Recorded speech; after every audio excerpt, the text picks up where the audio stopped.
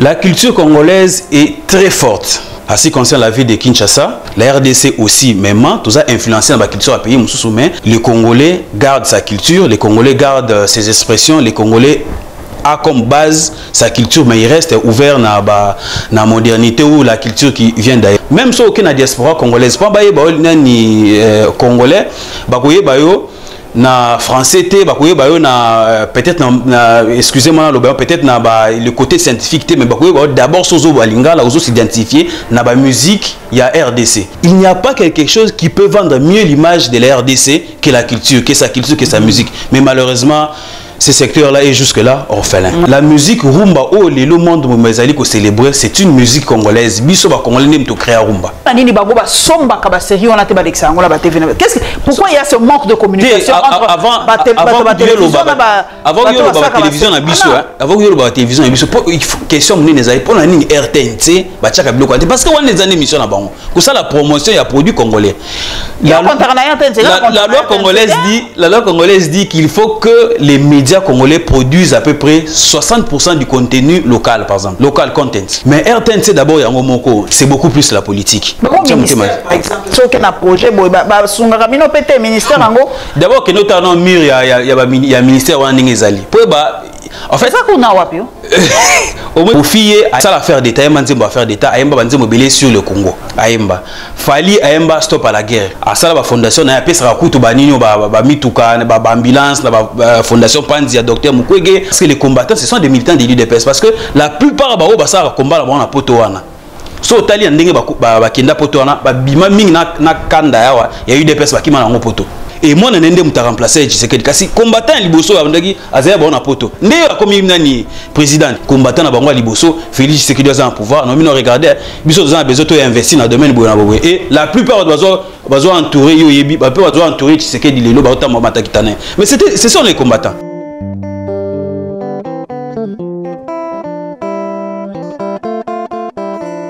Esengo ya kokutala na bino lisusu bandeko lelo nazana esengo mingi ya koyamba mwana mboka le tokolo bana lisolo ya culture po totiaka mwa yango pembeni tolobi politique mingi na solo lelo na eko solo na Six Motombo to solo na culture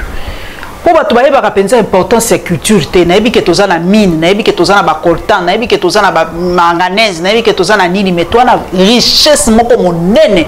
o to négligaka makasi bana mboka ya li culture. Yangola na lukele bino papa on a Six Motombo ko se présenter ye moko boye ba ye loko nini asala kana secteur monene babengi culture esengo mingi papa on a Six Motombo ko yamba yo na sepeli nkolo azana bo moyi mboka zaye ko tambola tozali na bo moyi puis esengo mingi ya que lelo pesinga pe opportunité na leka ndenge pe olobi ba politiciens ba leka mingi minga biso pe bata culture to leka pe bande ko bayo kama yeto koloba papa o na culture ndenge osala kawana o geraka nini eloko nini etinda ki openza olinga culture koleka sikozo sape nini na mosala ya culture sikozo. Merci beaucoup na motuna Paulette Kimuntu nazali journaliste, je suis journaliste actif depuis 2008. Nasaka stage na journal Avenir à la base nazaka d'abord sportif na ndo beta bale pe kuna Didiam na équipe moko na stade et ça là que na bande ko combiner ifasik na bale mais comme moment moko tout ezaki mingi soit ko pona bale to pe journalisme ndene yaki ko pona et puis tant na na journal Avenir rubrique wana ya culture ezaki vide. Moto ande ko sala wana balongola ki 2 jours avant ngana et puis papa wana je me rappelle encore papa Bolenge mais yo aux a besoin ba retenir yo awat mais ko s'occuper na page culturelle to desk culturel et puis vous a peut-être important lobi to balonga ba engager bato parce que yo ozala yo moko wana ba ko engager et depuis 2008 na bandaka ko koma na secteur culturel. C'est en 2016 que j'ai lancé mon propre média www.art.cd d'abord blog et puis en 2016 j'ai lancé une initiative on a lancé en 2017 j'ai présenté officiellement et puis je suis resté là en tant que journaliste. À ce jour c'est le premier média culturel en République démocratique du Congo. Nous organisons des activités donc on est vraiment focus sur la culture et les arts congolais. Vraiment nengo lobby culture na art. Mais batomingi peut pas confondre le concept wana yo moko lobi culture na art différence nini na concept wana mibali ngana lobaka directement que culture ezali bo moto ya mutu donc eloko nyonso surtout ozali kolakisa ete moto aza na bomoi yango ande culture. Na hôtel d'ailleurs récemment côté un spectacle moko abalobi Requiem pour la paix, dans c'est-à-dire ba congolais bazai kolela ba mort na bango ba kufa, mais malheureusement spectacle wana pona balakisa biso eke ba congolais bazali kolela bazali kobeta ba rythme ba Beethoven ba italien bazali koyeba na ndenga na ba langue italienne ba portugaise et puis bazoyeba na langue française. Ce n'est pas nous. Alors que ceux qui sont congolais alinga manifester culture nae parfois atana kokama koka wana c'est un congolais atana koloba atana itamboleli atana kolela, là c'est nous, ça nous identifie. Alors maintenant la manifestation de cette culture là sur la scène en tant qu'œuvre, en tant qu'inspiration sur une œuvre d'art ou sur une scène, ça s'appelle directement l'artistique. Parce que la culture n'est pas seulement les arts. La culture, ça se manifeste dans beaucoup de choses. Il y a la langue dedans, il y a les expressions, il y a aussi, comme je l'ai dit, les émotions. Ça fait partie d'une culture d'un peuple. Sikoyo, lelo papa, culture nini, ezali kolo ya culture nyonso. Pour lelo penza, balobala biso penza, toza lisu na culture loko mo eza ko différencier lelo congolais na mopaya zate biso toza ko mela ba culture ya baninga nyonso lelo so ba papa on assiste motobo particularité ya culture congolaise lelo ko bima wapi na domaine nini ya culture ko bima na cuisine na cinéma na culture particularité na biso lelo ezali wapi na culture na biso. La culture congolaise est très forte. La culture congolaise reste très forte, reste puissante. Mais seulement en tant que pays au cœur de l'Afrique, au cœur du monde, au cœur des enjeux du monde, la RDC surtout, à ce qui concerne la ville de Kinshasa, ils allaient pays top ville où ils allaient enfermés, ils allaient ouvert na ba culture union surtout na ba union surtout. C'est pourquoi aujourd'hui tout le monde a connaît que culture na biso allaient forte ils allaient ouvert non. Même aux États-Unis, la culture américaine est influencée par les Latinos, est influencée aussi par les Français, est influencée aussi par les Amériques, il y a des pays moussoussou. La RDC aussi, même, tout ça influencé dans la culture à pays moussoussou, mais les Congolais gardent sa culture, les Congolais gardent ses expressions, les Congolais a comme base sa culture, mais il reste ouvert dans la modernité ou la culture qui vient d'ailleurs. Aujourd'hui, par exemple, la question de tout lobby, et là, ils ont manifesté culture nabiso, tous en bilembo et belé. La culture majeure ou l'expression majeure de la culture congolaise, c'est d'abord sa musique, c'est d'abord sa langue aussi. Parce que les loyaux ata aucun à Kuala Lumpur, ceux qui osent en bas congolais, kuna congolais, au moins à aucun musique naïe. Au moins la musique n'est à 3 4 5 mois à l'obaka moi lingala parce que c'est vrai que lingala ça fait partie de la 4 langues nationales tous en Chiluba tous en Congo tous en Kiswahili mais le lingala était plus vendu. Pourquoi? Parce que le lingala c'est la langue que Mobutu et les Belges, je dois le signaler, avaient imposé à l'armée parce que Mobutu avec sa politique il y a Coutine d'Abatou par-ci par-là et puis que vous sentez que l'armée ils a partout dans la République démocratique du Congo lingala ils a implanté presque partout et au Bakissi, on a la musique congolaise aussi. La musique congolaise, c'est vrai qu'il y a le Chiluba, la musique congolaise, les Kikongo, il y a les Swahili également. Mais la musique congolaise est identifiée d'abord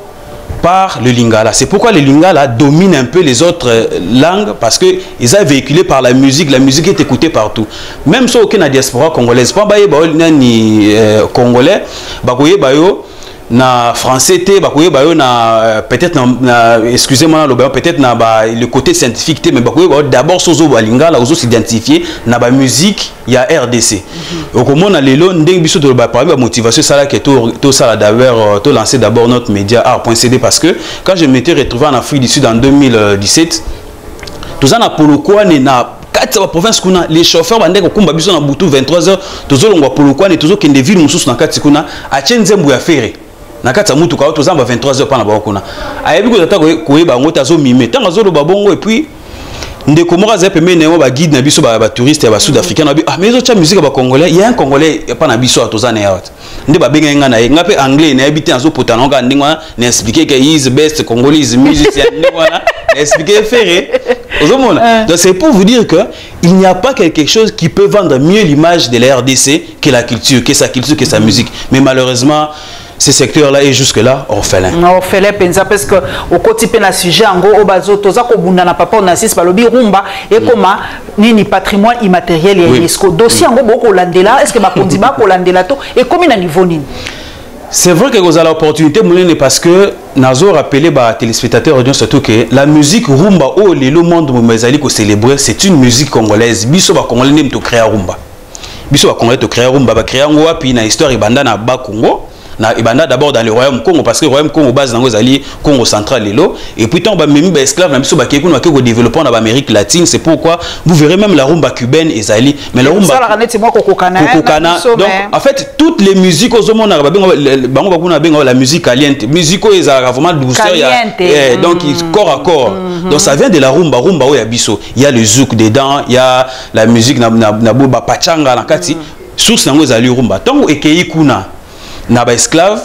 biso pa musique mais tant ezongi awa ezongi na ba influence mususu ya ba peuple ba kutana ki kuna ekumi awa biso peut développer en ndenge na biso.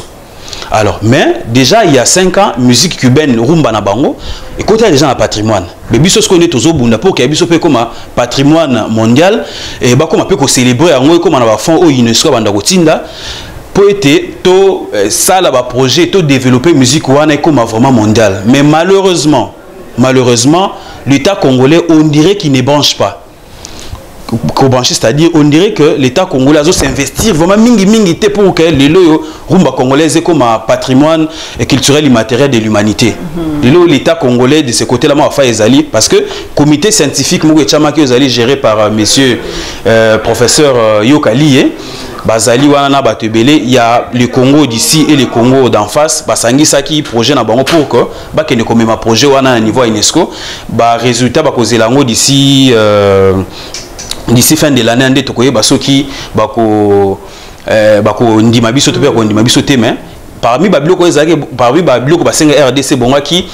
ba ça la inventaire ba la qu'est-ce qui a été écrit sur la rumba ba ça la ba promotion ya rumba c'est-à-dire ba festival belé à rumba quoi enseigner rumba. Si seulement l'État congolais avait mis beaucoup de moyens sur ce projet-là, on devait normalement vendre tout le monde à panneau monsieur zote na villa et bon tout le monde par exemple ba panneau ba commis parce que le projet existe. Récemment on a discuté avec monsieur Didier Pambia to solo nae to mego solo ba projet optimum ala kisi ba projet oyo agence na bango esala pona ko vulgariser rumba parce que le rumba eza musique mon dirait kaka ya ba kofi ya ba faire alors que la rumba congolaise n'est pas seulement cette musique là, la rumba congolaise c'est aussi l'habillement ba était le melina tele melio bonde na zabwe. Il y a une partie de la rumba congolaise. So taille na ba village na biso, il y a aussi une partie taille na ba foyer na biso, même elobeli, même aisance, même la façon d'aborder quelqu'un. On a une partie de la rumba en nous, mais malheureusement cette musique ou ce projet pouvant inscrire cette musique au patrimoine culturel matériel de l'humanité reste on dirait na moi karkamo même présentation na o esamaki na ina. Donc, au moins, on dirait. C'est papa, on assiste aux culture na valeur. Pour la ebanda wapi, pour nini, tout ni ko matisa culture na bisote. Sur les lots taliban nigériens papa, tout taliban boka misusu, les lots culture, ezapé lo comme nene.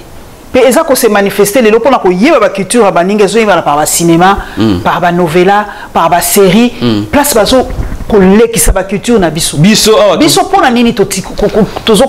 D'abord, le vrai problème de l'investissement ou le vrai problème de l'économie culturelle est depuis les années Lumumba. Il y a même un auteur qui a écrit après l'indépendance, les politiciens se sont beaucoup plus engagés à partager et à se focaliser sur l'économie au détriment de la culture. Parce que depuis l'indépendance RDC, à part peut-être Mobutu qui a essayé, il n'y a pas de vraie politique culturelle pour la RDC, des industries où il faut développer le secteur. La RDC est forte culturellement. Musiciens, peintres, sculpteurs aux yeux, slameurs aux yeux, hommes de lettres, ils sont forts, ils sont appréciés partout. D'ailleurs, le prix récemment, le plus grand prix na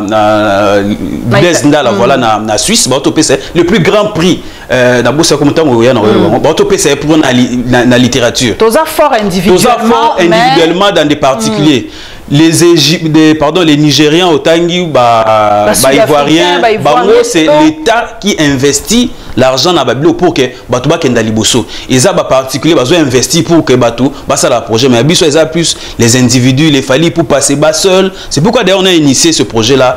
soirée des arts. Autre côté peut-être représentant au lobby soirée des arts remise. Les Ali Bisso au lobby que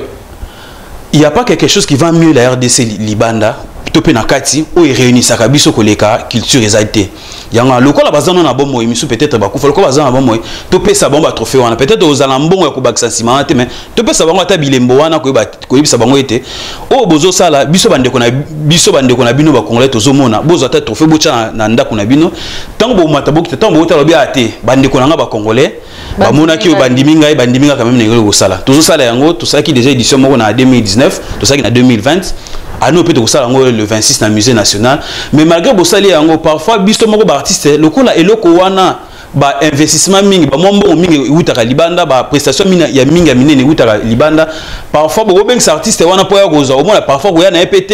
bo bengi que toza par exemple koza trophée ko ya na EPT dans zo kensaka ke bino on dirait dans zo minimiser mais biso lokola toyebi que ça part na biso ya construction ya République démocratique du Congo nous allons toujours continuer à le faire. C'est pour dire que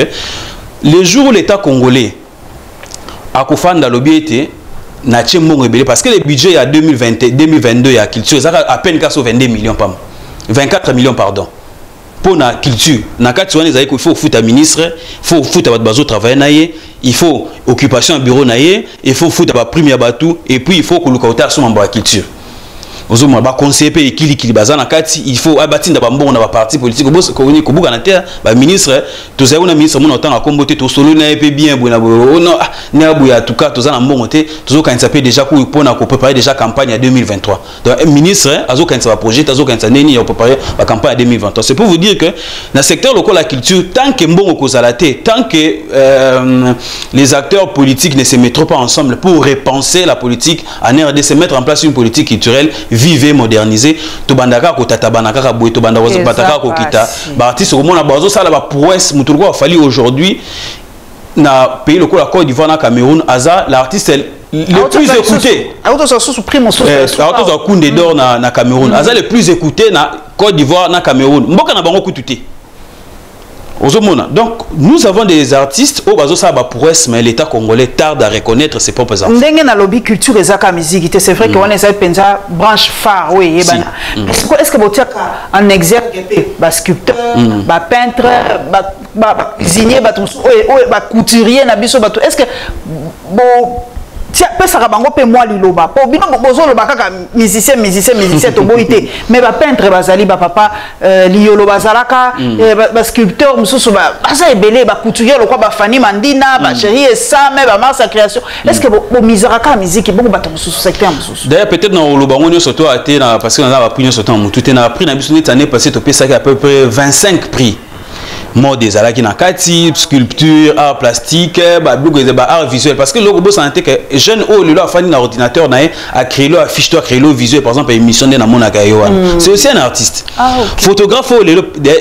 par exemple d'ailleurs innovation na biso ya mbula oh eza ba photographe to chepe na prix de l'artiste francophone de l'Afrique centrale les na kati na ba photographe wana ba photographe artistique pe bazali donc ezali ba domaine oyo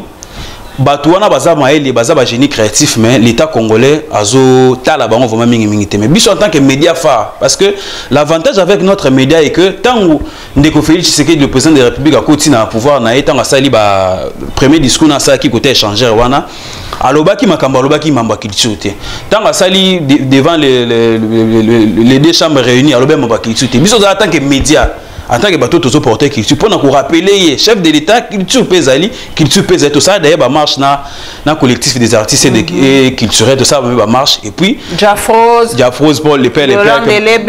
Bodo voilà Bodo la culture mingi. Voilà. Et puis, les chefs de l'État s'étaient ressaisis. Et comme il y a une activité, au moins il y a une culture, et comme il y a un programme de Ilou Kamba, il y a un studio en Afrique centrale, mais malheureusement, quand il est parti avec son projet. Actuellement, il y a un Samalukonde, il y a un projet au Sala, YP,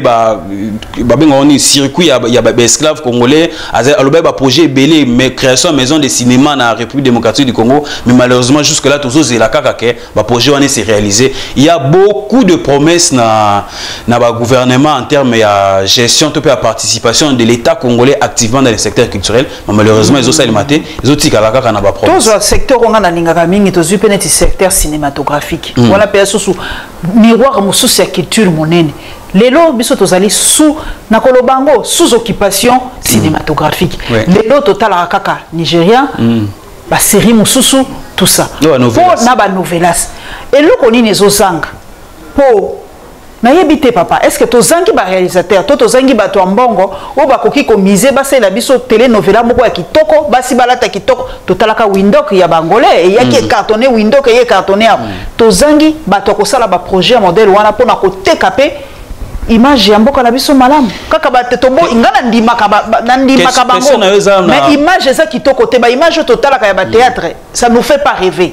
Question na eza na mutu ya makasi parce que au toucher point moko makasi ya liboso ezali été ba chaîne oyo totala ka ba cinéma wana ezali géré par bisoté na kotanga lokola Canal Plus. Canal Plus en tant que francophone biso libaku mabe o RDC biso to bete ezali parce que tozala envahi, pardon, tous allons colonisés par les Belges. Ba français bazalaka o na bandeko na chilu ba benga kaninga mingi bazala kondire na mwa mutema moko ya ko serrer biso mwa mingi ya ko fina biso mwa bouton de biso bakina to lobaka. Au kotala que na opeso par exemple chaîne lokola A+. A+ ezali chaîne oyo ezali ko sala promotion ba mwa lobaka ya cinéma africain. Cinéma africain. Na mona rata série congolaise kuna. Mais kotala ce qui est série à Côte d'Ivoire et série à Sénégal et Landi. Ce qui est à Burkina Faso et Sili, il y a Cameroun et Landi. Et il y a Ivoirien et Zongi. Et il y a Ivoirien à Kala. Mais est-ce que Bisso Zangi, producteur cinématographique, il y a Bisso réalisateur, Bazali et Belé Pembe. Est-ce que les Congolais produisent la série qui tourne il y a bien peu. Dans les critères, il y a A+, papa. Tout la série quand même il la Pangami, ba diffusant à peu près 10 fois na TV5. Pangami série moko y a bien aux dénoncer ma corruption ezali a bien ba série à lelo ba bazo tourner il y a d'ailleurs ba Chopper Kabambi festival à cinéma ezali ko salema na académie des beaux-arts actuellement il y a ba fantôme ba camarade de Bello toyebi ba produisaka ba qualité ba cinéma bien il y a aussi camarade moko auteur ça sur les canapés ou société moi communication ezali ko la gaz na oui, ezali biloko neti wana ezali yango oyo bande camarade nangai gabonais comme on ani Omar de Funzo asalaka na bosai comme série moi na TV5 par exemple. C'est presque la même chose mais wana peut-être basala on va pesi société moi communication. Ba créativité ezali ebele wana na tangelo ya Kinshasa mais so OK par exemple na ville lokola Goma. Ah c'est tout kuna penza ezali. Ba série ezali ko andisa ba festival nyonso to ya minene ya monde oyo esale makalelo ya bambo cinéma vous verrez toujours qu'il y a un Congolais ou deux au bazar en quartier au bazo premier bangopé il y a ba série quoi on dit ça il y a route pour les millionnaires ba série est belé peu ba réalisateur congolais basé belé OK ngala yebi yango te nyoso no zotanga pona ni kasi ba TV na biso na gozo ba TV lokwa ba perfect TV ba télévision belé ezali pona nini bango ba somba ka ba série on a te ba l'exango la ba TV qu'est-ce que pourquoi il y a ce manque de communication entre avant la télévision na biso avant que la télévision na biso question mnene ezali pona nini RTNC ba tchaka biloko parce que on les années émission na bango ko ça la promotion ya produits congolais la loi congolaise dit qu'il faut que les médias congolais produisent à peu près 60% du contenu local par exemple local content. Mais RTNC d'abord c'est beaucoup plus la politique. Bah réalisateur biso moko ceux qui par exemple bazana produit na ceux qui par exemple alinga ya na un service commercial tant ba taxer déjà mbongo ebele ba ya baza vraiment na mbongo mingité. Ya biso pe na ba média na biso tozana na ba culture kututé tozana ba possibilité te pour nous à la clair ya ko somba ba contenu ya ba congolais biso moko pour na ko diffuser la plupart ba diffusion tozana nini to télécharger na YouTube ou télécharger documentaire moi mindene bo diffuser là ça vous coûte moins au check à méga peut-être à moins $5 au télécharger contenu mais ce qui congolais moko a produit aye par exemple tant on va déposer ba osenga yembo peut-être kozala ngote amsu mone ya mukia zaki nango bombaki amsu ba financer pas mindele c'est pourquoi mona que ba contenu mingi pe ba réalisateur na biso ba proposaka et valorisaka vraiment amsu culture na biso pe mingi te pourquoi parce que muto abimisi mbone na poche apesi apesi déjà ba condition apesi déjà directive à kozwa c'est pourquoi mona que ba production na biso mingi zaka bazo finga ona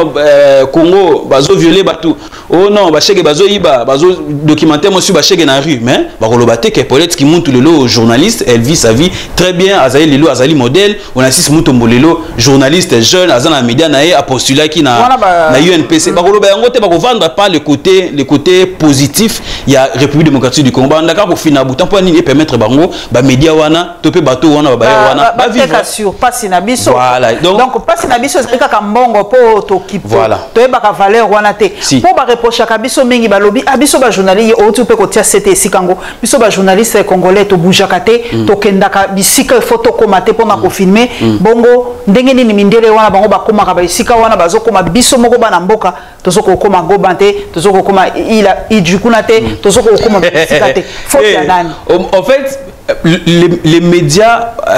dans son format actuel c'est devenu une grosse machine de production et c'est aussi une grosse industrie financière parce que ba média ndenge salema ndenge to tangela et bongi journaliste yemo kaza d'abord prise en charge par média nae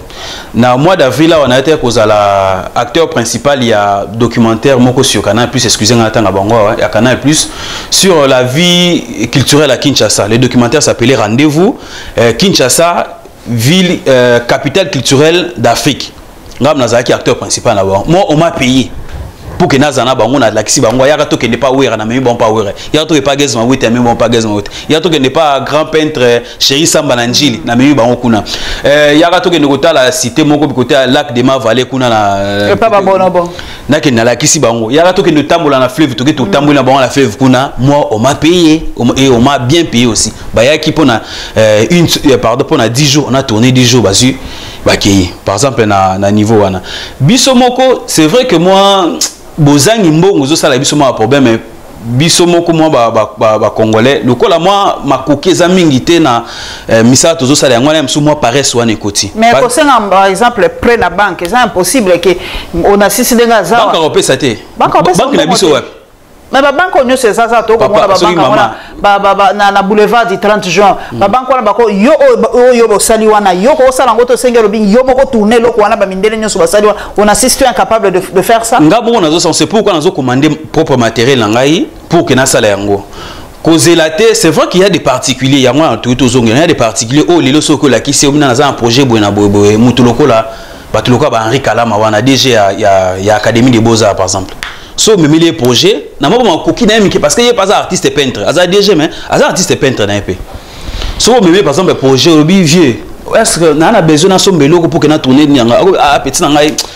miko na monte na zote ka œuvre na moso na teki œuvre ya msusu na koiko ko soutenir les particuliers mais les banques na biso ko cha mutema te ko cha vraiment mutema te ko cha mutema te par exemple so que na projet boy ba sunga kamino pété ministère ngo d'abord que nous t'en mur ya ministère wana ndenge ezali po ba en fait ça qu'on a wapi au moins so kende boulevard du 30 juin avant koma batete là deux parcelles avant wana ezali so talika ba mur na ngonde ezali talika elongi nango libanda yeba ke awa eza esika bikawa kiadi piasi na pas ba ko soutenir yo te biso to sa soirée des arts c'est un projet oyo surtout que tous un mandat culturel il y a Union africaine c'était un projet qu'on devait soutenir mais à un moment avant-hier on s'est posé cette question là na mon collaborateur Jonathan Bilari que j'ai salué en passant tout le monde est-ce que le projet on peut continuer kaka et ça aussi si projet n'est à deuxième édition boué parfois tika na banyongo mbongo pour na biso chaka kitunga vraiment so soirée na kata so de chaka kitunga bo soutenir bo cham so bo récolter ça moi $500 moi $300 maintenant aussi il faut foutre botesse il faut foutre mona mbongo nyonso to mso bo salaki bo récolter et si kaka donc c'est tu fais besoin ga ndenge bo salaki si comme balo to mitunobi pour jango to continuer kaka tout cannabis parce que toujours ça c'est vrai que toujours peut ça mais biso mo toujours gagner rien c'est un peu ça des situations où toujours coûte en yango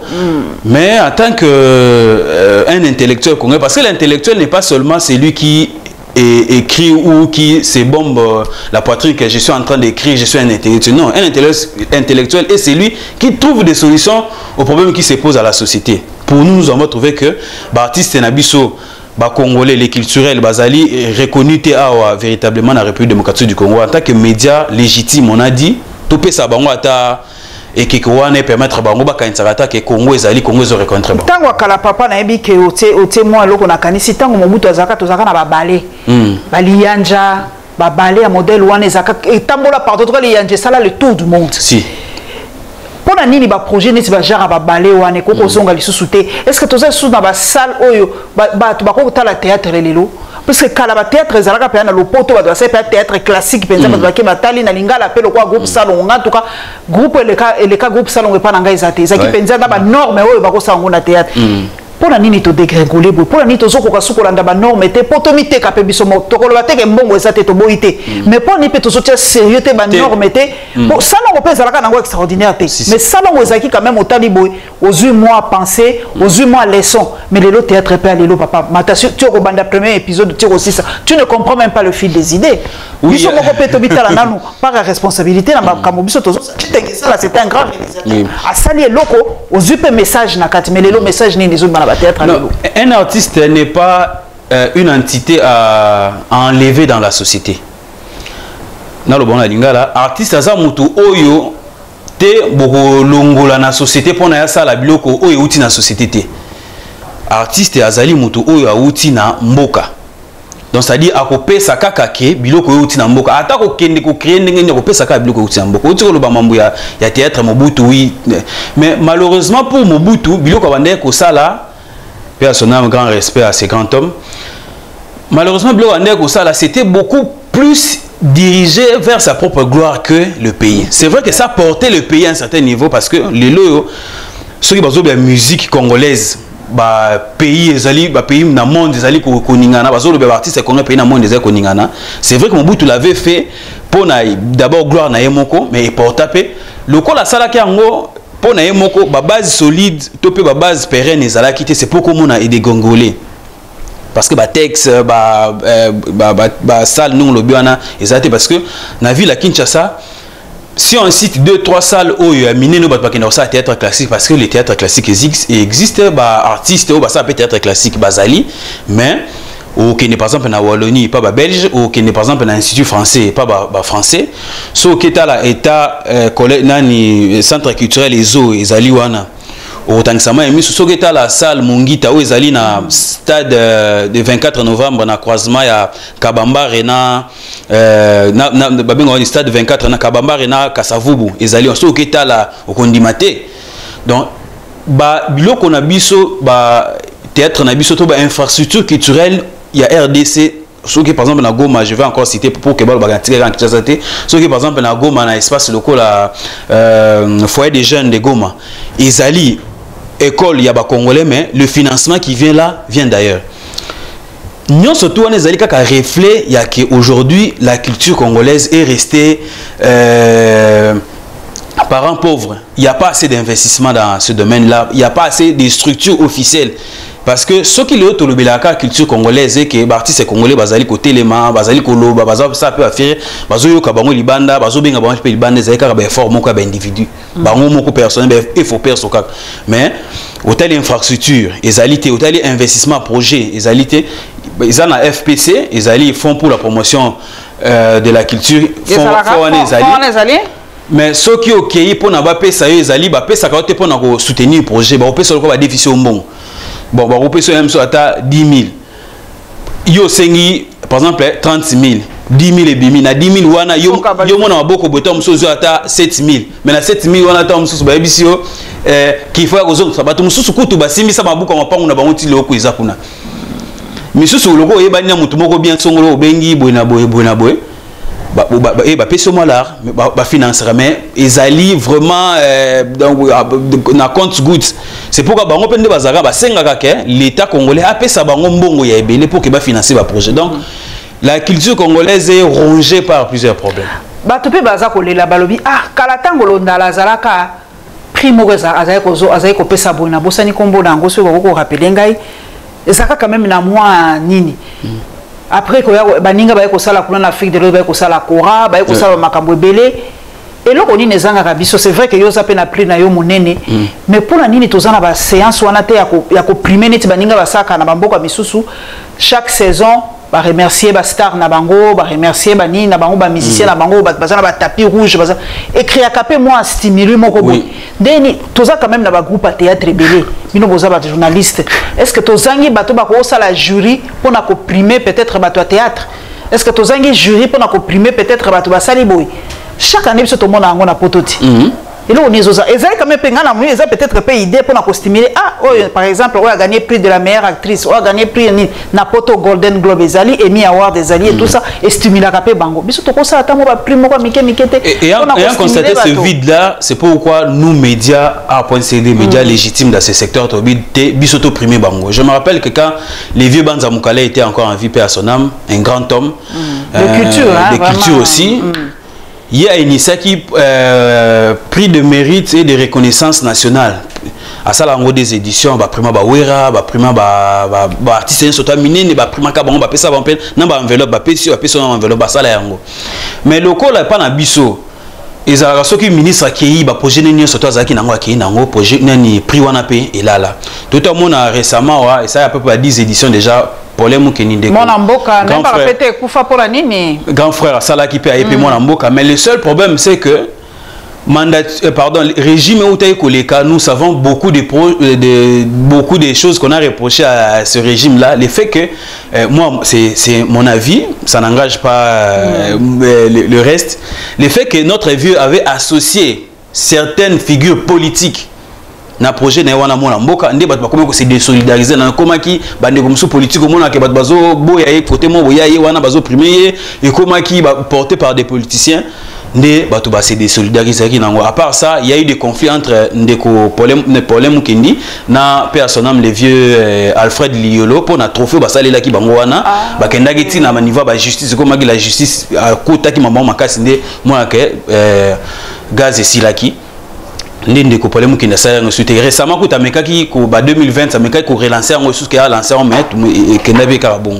et les loyo le seul prix crédible au ezali ko tenir RDC Mobimba Kinshasa karaté parce que nous primons mbalo tout ça net 20 catégories mbalo le qui ezaki 25 mais to lobi to diminuer parce que ba reprocher biso ezaki belé soirée remettre 20 catégories à compétir et puis des to couper ça bateau d'une manière honorifique par exemple le prix de l'immortel to couper ça moto to lobi prix wana ezali to pesa ka artiste na niveau national bato wa Goma bazo mérité bakozo ba ya mbalo pe Kasai pe koti parce que Kasai la fois passé ezala quitté journaliste moko culturellement à Kasai pas postulat qui azali mbalo bato ba Congo bazali donc ok ni malem mais pas tout couvertement étendu Mobimba donc les seuls plus crédibles à ce jour ezali na RDC ou bato bazé ko croire na ngoka ezali le prix le coup mo A.CD pourquoi parce que les jurys oyo bazali ko composer ba ko pesa prix wana bazali d'abord bato oyo bazali crédible taka professeur Henri Kalam biso to ko influencer était na autant à membre je me souhaite mais il y a par exemple la fille mais na aussi ça to ça ko na aussi la papa ni na aussi ça na ko oza moto culture na aussi ça te ça qui est la culture engagée papa na yebi ke ba reprocher ba musicien na biso mingi Kofi Asuka awa betité Ferre na poto betité Fali c'était le seul à voter ko beta il y a quelques années ba lobi ba musicien na biso bazali engagé té yo zali moto culture position na yo zali nini par rapport à culture engagée, musicien engagé. Est-ce qu'un musicien il faut nécessairement papa on assiste Mutombo ayemba kaka pas si yamboka s'engager politiquement to ayemba kaka pour se pélisser. Est-ce que musique ezali canal ya ko véhiculer ba message to musique ezali et loko opona ko se détendre. Position na yo ezali nini par rapport ya ona pe mi balé par rapport ya ba combattant ba na poto. Est-ce que bazali ko boma musique na biso to bazana raison ya ko boya balobi mboka eza ko pela ba musicien ba ko la bango ba concert kunate motuda ki to répondre aussi sa émission de ko Paulette qui muntu d'abord un artiste pour tout tika d'abord un musicien est déjà engagé musicien tant andimi ko yemba za engagé soit il est engagé l'amour azo mané na engagement na za pona ko bercer batu mitema so aussi par exemple tout en net mutuko la Kofi a otaki ko bato boya concert na récemment Kofi ayemba à ça l'affaire d'état ayemba nzembo affaire d'état ayemba banzembo belé sur le Congo ayemba Fali ayemba stop à la guerre à ça la fondation na pesa ka kutu banino ba mituka ba ambulance na ba fondation Panzi ya docteur Mukwege awa na ba hôpitaux na bandal pa na bango kuna a pesa ka biloko azo sala ba don par-ci par-là, c'est un engagement. Mais l'engagement politique qu'on demande aux artistes et musiciens doit être un choix. Tous les artistes et musiciens, Alèche par exemple, il est engagé politique. Les artistes et musiciens sont engagés sociaux, ils sont dans la société. Par exemple, dans l'environnement. Michael Jackson n'était pas un artiste engagé, mais il est engagé dans la société, un engagé pour le climat, sur le climat. Donc, engagement, ils par rapport à la direction. Mais surtout que pour la politique, et inspiration za na ko somba nzembo. Donc artiste nyo surtout il ne faut pas mbaka politique mbaka mamamboka te batu mususu bazali inspiration na bango za na direction wana pona a sala ba création na ye asomba banzembo parce que banzembo peut asomba to akoma to loba pona ba direction wana. Alors ma série concerne maintenant l'affaire combattant. Affaire combattant non loba partant muké parce que il y a à boire et à manger derrière ça. Il y a à boire et à manger. Affaire combattant, d'une part nos musiciens congolais bango moko. Ils sont très concernés dans l'affaire wana. Des deux, la situation politique de l'ancien régime. Parce que Kobo Sanate, comme wana combattant par rapport à militants, proprement dit, il y a UDPS. Combattants, parce que les combattants, ce sont des militants de l'UDPS. Parce que la plupart des combattants sont poto wana. So tali ndenge bakenda poto wana, bima ming na kanda yawa, il y a UDPS bakima na poto. Mingi bazo basara makelele wana. Alors, comment peut balata ya combattant le numéro 1 des nani le président Tshisekedi le président de l'UDPS fait Tshisekedi le père. Et moi nende muta remplacer Tshisekedi kasi combattant liboso abandaki azaya bona poto. Nde akomi nani présidente. En réalité, ceux qui ezalé kaka pona ko pekisa ba artiste congolais pona basé ba yemba mamboka te nde combattant liboso na bango comme président et bonga basala nini. Ceux qui seulement combattent na bango zaki apona combattant et bongaki basangani ba proposer ba projet ba proposer combattant na bango liboso Félix Tshisekedi doit en pouvoir non mino regarder biso doit besoin to investir dans domaine bona bobo et la plupart doivent entourer yo yebi ba peut doit entourer Tshisekedi lelo ba otama matakitane mais ce sont les combattants. Ce qui est actuellement na poto, il y a deux choses et puis on va finir par là. Eza ba bevu mingi oyo ba artiste et musicien na biso basana na poto. Bevu comme nini? Par exemple parce que les musiciens ont un concert par exemple à Poto, dans l'hôtel, ils ont logé quand même sous 2 jours. Les restes là, ils ont même sous maman, ils ont proposé aux familles, dans la famille, et ils ont proposé moi bébé belé na bana wana et puis au stocké même sous mon. Ba ngro sakabana basi ya bato ya mike, mais tout le bane à soloti. Toko escroquer mbongo ba pesi mbongo par exemple ou boaka mutu libanga ou boaka kité tango ya koluka na Kinshasa ba maître belé au kimie ba mabe wana nyo surtout ba mutema ko vimba wana affaire combattant izawana. Des deux, bande mingi yo bazana poto bazana ba situation ya ba carte ya ba réfugié. Ceux qui les lots bazo marché té bazo sala ba mettre na bango wana teni wana té. Ba se justifier ndenge nini kuna pa mdele ke bazali ba nani ba combattant ba indésirable en mboka. Deux choses, mais à part ça il y a beaucoup de choses, mais retenez deux choses ali que ba musicien comportement la bango envers bateau wana na poto et puis bango peut kuna justifier ba séjour na bango kuna. Voilà un peu. Mais peut-être la solution ne peut pas chuter sans peut-être dire la solution. Solution c'est le gouvernement encore congolais, il faut afin de ça, oui, ba force vive kuna na ba musicien tout ba artiste congolais pour que ba trouver un terrain d'entente. Na construction pour na ba festival. Est-ce que tu as l'impression que biso ça sous ba festival terre ouais? Car Covid, kakato. Oui, ce qui est sûr, le festival les alliés, notamment festival à Mani, les alliés, les Arana Goma, festival. Par exemple, le festival à Gungu, les alliés sous terre. Les alliés. Festival Gungu, les alliés. D'ailleurs, c'est l'un des rares festivals où l'État congolais est financé. Ah, ok. Moutachaka ngobongo mbuta kizenga yepe moutachaka ngona nike bazo financer. Mais tant mbuta kizenga mo azalaki mozito tango aye. Parce que les plus grands premiers ministres que moi j'ai connus dans ma vie, c'est Mbouta Gizenga. Parce que nous avons un facile étudiant, il bourse. À l'époque où le budget Zara Mouké n'a pas 2 fois bourse parce que la 3e, il y a bourse. Mais monsieur Baye, Mozito, Matata Pogno, français belé, cravate rouge, wana, français belé, mais tu vois que dans les côtés innovation zaté. Alors, Gizenga tchaki que le gouvernement congolais a financé un festival à Gongo. Tant le fait que Kizenga azo longwa na pouvoir Mozito Matata Ponyo tant azo longwa ka budget zo quitter na ebité mbalo so ba financer ba combien festival Amani kuna za na Goma hein na Goma festival Amani ezali mais le gouvernement participe d'une manière présentielle comme on dit donc ya kawana lobi ke na participer bona mais financement boy ka appuyer projet mo parce que appui na festival les alaka to pesa mutumbon okoloba non ngai en tant que ministère naza besoin de participer par exemple dans festival bon pesa ngai état de lieu na binoté il faut ba artiste par exemple à Kinshasa ba kende kuna bité bon ngai ba artiste tous en bon mais ba artiste ba groupe ko uta Kinshasa ko uta par exemple ba Congo ko uta MSU Kisangani baza ba onyo surtout baza 3 groupes MSU ça délégation MSU 50 personnes botika ngai na oza en charge na begi Congo Airways réservé nga bo ça be chance de service entre bango. La sarakate question suko na kotuna moto azali vraiment kota na makambo ya musique ipe makasi ba reproche ba musicien na biso basala ka featuring te ngana soka ka exemple ba ninga sona ke na Nigeria par exemple ngona oya yembi na oya yembi na oya yembi na na poto kutu koloba te to so totali dajo sali featuring na bato ata 100 est-ce que featuring papa yom tozali expert na makambo musique est-ce que featuring ezali faiblesse est-ce que featuring ezali ko diembela na succès moninga to featuring ezali façon ya ko yeba na pe na public ya muto balinga ka baninga na ingina article beaucoup plus na la dernière ligne otie ya ko yeba na pe na ninga baninga par exemple Fally tango salaka na Olivia une artiste américaine il faut ngola ka pe ba horizon wana Fally lelo a commencé aux États-Unis ba rencontre minene ba susaka parce que ça la bon mais ko to bo sanate que lelo yo Afrique mobimba même les Nigériens, même les Ghanéens, les Kenyans, ils ont tous une partie de la musique congolaise na bango. Mais biso en tant que la musique congolaise, biso dans la réalité na biso mo propre ezalaka. Pendant que ça la featuring ezalaka soit deux choses. Eza demande des artistes et moko qui vers l'autre singe basala soit ezali producteur moko boye à imposer te abinga za mbongo na ngai na tebino oyo zo par exemple 50 000 boyemba et puis ba résultat wana yemo azo acha na poche na ba droit d'auteur ba artiste oyo biso wa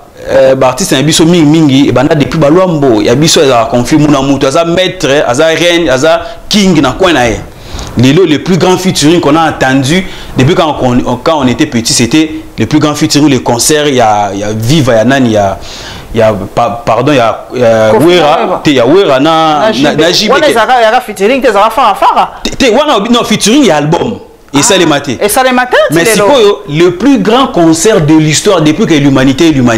oui, ça les matins, ils allaient concert, il y a JB Nawera na Fikine. 7h, ce qui 8h, ce qui Babandi le 20h. Si lobby nango sur 16h. Bon, police à Kokata. Et ça la performance au mokili mobimba balobé la raté. Mais pendant la featuring, bako ça na bango, mais est-ce que c'est opportun? Pour nous yango est-ce que bango baza prêt pour nous yango nani a proposé bango ceux qui bango moko baza na mbongo wana te pour na ceux qui bango moko baza na bolingo wana te akoluka par exemple faire na Fally par exemple basa la featuring wana ceux bango baza par exemple na attirance wana osala yango te producteur a monito l'état congolais pe na cadre ya ko promouvoir culture na ko promouvoir chanson na ye akochela bango paki ako sangisa bango bino par exemple na projet tel bino ko yemba la bango ba serve featuring pe sali e ko makasi mais lokola bango moko na baza na bolingo wana ya ko sala yango te muna mutu aza mettre ndenge na muna mutu za kufa na kun Kale Jeff na mutu moko banda ko yokana te ozui tabule na lwambo basala yokana te wana basa pe featuring wana momani na 80 secondes ozui papa we na Kofi basala nitima featuring moko pe album moko kaka album moko donc je crois bien que pour l'instant bato bazana ko benda na niveau à succès que ya kibonga peut-être plus tard ba ko sangala mais muto mo ngazana mbongo na ye alinga proposer bon basa featuring je crois que babo ya te passé ba rêve na ya featuring eza penza nine ah bon habité pour l'instant j'aimerais voir vraiment faire na Fally ozalo kwanga les 2F ngapa na rêve ngapa so na saka millionnaire mais na tie penza mbongo anje faire na Fally faut ba yemba mais bon comme toi na biso kaka boui zaka ba souhait zaka ba rêve j'espère que tout le monde les deux grands il y a nouvelle génération ba yemba ensemble ils ont vraiment phénoménal mais espérons penza que ça va un jour. Nous espérons. Merci papa Onassis en tout cas merci. To sololi na biso na esa na bino na kofungwama na lembi mwa politique muketo yo karape ba secteur mususu bo fungwama bo tia ba like ebele bo lande émission boye ba pe pesa pe ba point de vue na bino ekosala biso malam. Merci na équipe technique nyonso, merci na bino ba ebolanda biso na la Lion TV officielle tokokuta na mbalasima tokoya na prix wana tokoya kotala pe toko soutenir yo na mosalo za kosala. Merci beaucoup. À plus et que Dieu nous bénisse tous.